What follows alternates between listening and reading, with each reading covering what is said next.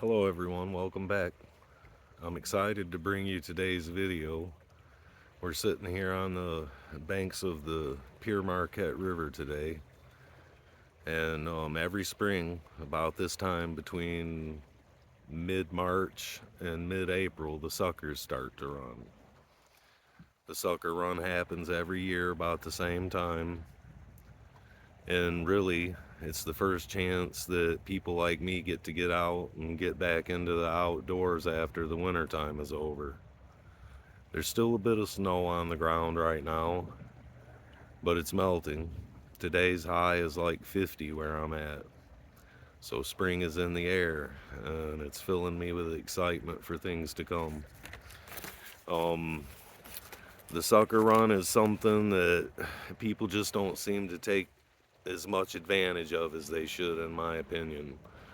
And the main reason for that is because suckers get a bad rap. You know, their flesh is white and flaky, and they taste great. And what a lot of people think is they're bottom feeders. They're junk fish, and that rumor spreads around, and it turns people off even trying them, which is a mistake if you ask me. My family did this my whole life. Um, I've enjoyed them even as a kid, and not even to mention the fun of it all. Sucker fishing is great for children. They're easy to catch, so the kids have a good time doing it. There's always some action happening. And you can go out along the banks of the river, build a fire, take a lawn chair, and just relax and enjoy the day, catch some fish, and where and how to catch them. Okay, well, I don't know about every state. I know about Michigan. And I know that states that surround the Great Lakes, the suckers run up the rivers every spring at this time. And the way you catch them is pretty simple. You a hook, a sinker, and a crawler or a leaf worm is basically all you need to catch them. And you might go through little periods where you don't get a bite or you don't catch anything, but they come in schools, hundreds to thousands at a time. And they run up the river in waves, and they spawn, and then they head back out. That's when you catch them, is when they're running up the rivers. And the sucker of choice is the white sucker. Now, they get a bad rap because people say they're muddy, they're bottom feeders, they're junk fish. And that's not entirely true. They're a good fish to eat if you know how to process them and take care of them the right way. And in later videos, I'm going to go in depth and show you guys how to do that once I can get out and do some fishing and catch a few. I intend on videoing that and making another video about preparing them and making great food. What we like to do is we catch the fish and we fillet them just like you would a bass or a walleye or any other thing that you fillet.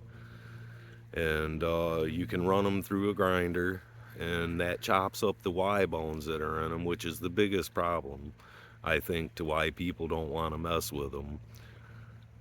The Y bones they're crazy. There's a lot of them, and it's hard to get around them.